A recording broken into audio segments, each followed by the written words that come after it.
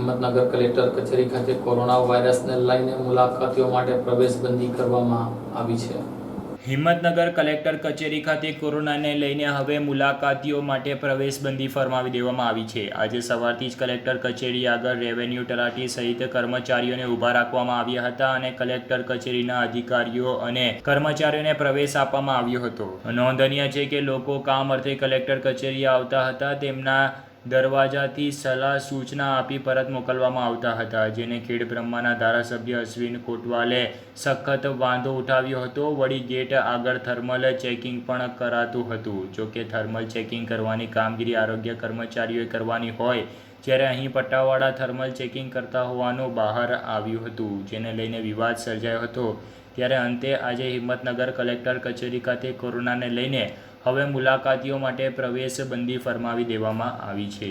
આજે મને અહીંયા આવીને જોયું કે કલેક્ટર કચેરીની અંદર જે કામ માટે અરજદારો આવે છે એની અંદર એમને પ્રવેશ કરવા દેવામાં આવતો નથી અને ફક્ત જે કલેક્ટર કચેરીની અંદર નોકરીઓ કરતા હોય છે, ક્લાસ 1 ઓફિસર, ડેપ્યુટી કલેક્ટર હોય, પ્રાંત કલેક્ટર હોય, એડિશનલ કલેક્ટર હોય કે મામલતદાર હોય કે ફક્ત કર્મચારીઓ જે નોકરી કરે છે કલેક્ટર ઓફિસમાં એમને જ પ્રવેશ આપવામાં આવે છે।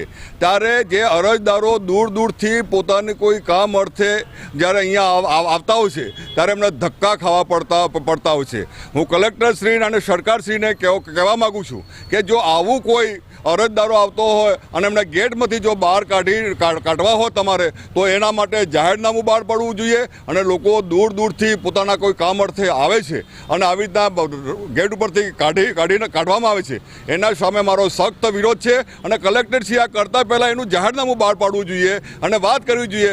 અત્યારે આપણે મહેરબાન કલેક્ટર સાહેબના આદેશ મુજબ ગેટ પરથી જે પણ અધિકારી કર્મચારીઓ પસાર થાય છે તેમનું અમે થર્મલ સ્કેનિંગ કરીએ છીએ। જો કોઈ અરજદાર આવે તો એમનું કેવા પ્રકારની કામગીરી માટેનું છે એ પ્રમાણે એમને જવાબ આપવામાં આવે છે અને પાસ માટે કોઈ આવે તો એના માટે ડિજિટલ ગુજરાતમાં અરજી કરવા માટે સમજાવીએ છીએ અને કોઈ પરપ્રાંતિયોને એમને એમના વતનમાં જવું હોય તો એના માટે એમને ઈમેલ કરવાનો રહે છે અને ઉદ્યોગ માટે પણ એવી રીતે ઈમેલથી જાણકારી મળી શકે છે। ના, અરજદારોને અત્યારે બસ એ થર્મલ સ્કેનિંગ ચાલે છે અહીંથી વહીવટી તંત્રથી।